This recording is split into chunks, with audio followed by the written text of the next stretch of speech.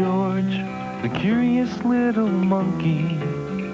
Oh, what fun to run and jump and play. Curious George, the curious little monkey. Let's go see what he's doing today. Curious George at the beach. It's a very warm day today, George, said the man with the yellow hat. Why don't we take the day off and go to the beach? We haven't gone swimming in a long time. They got into their little blue car and drove off. It was very crowded. There was a parking space very close to the beach. George was anxious to run off. I'm going to change into my trunk, said the man. Don't get into trouble. I'll see you on the beach in a while. George looked around. There were people having fun in the water.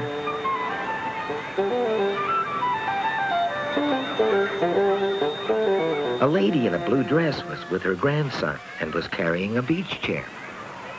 Look, Grandma, there's a monkey, said the little boy, pointing at George. George waved at the boy and walked on. Nearby, a group of boys and girls were playing volleyball. George wanted to play with them, but they kept pushing him aside. George looked up at the net. He leaped up onto it, and then, when the ball came his way, he grabbed it. What fun! Then he jumped way over the heads of the players and landed on the sand. Hey, that's not the way to play volleyball, someone shouted. Give us back the ball, another player cried. They started to chase him. George dropped the ball and ran as fast as he could. Now where could he go? Further down the beach, he saw a lifeguard tower. While the lifeguard was pulling his rowboat out of the water, George climbed up the ladder to the tower. On the platform near him was a pair of binoculars and a whistle hanging from a string. The lifeguard would blow the whistle if anyone got in trouble. George picked up the binoculars and looked through them. Everything seemed so close. There was a wooden pier. Nobody seemed to be on it, except the boy he had seen with his grandma. She was asleep in her beach chair. George kept looking through his binoculars.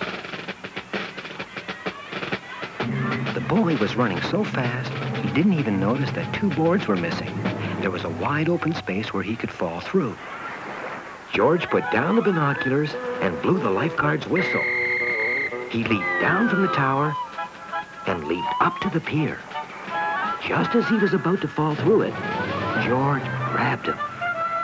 The lifeguard had heard the whistle and ran over to the pier.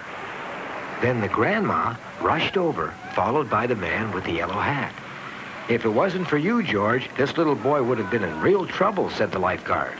You sure are a brave little guy. We're going to make you an honorary lifeguard here at the beach. Then the grandma picked up George and gave him a big hug. Thank you so much. You saved my grandson's life, she said. Then she turned to the man with the yellow hat. Won't you have something to eat with us? So they all went to have lunch on the beach. There were lots of sandwiches, a homemade apple pie, some ice cream, and chocolate cake. A hero deserves a good meal, said the lady, and George agreed. After lunch, George and his friend got in their little blue car and drove back home.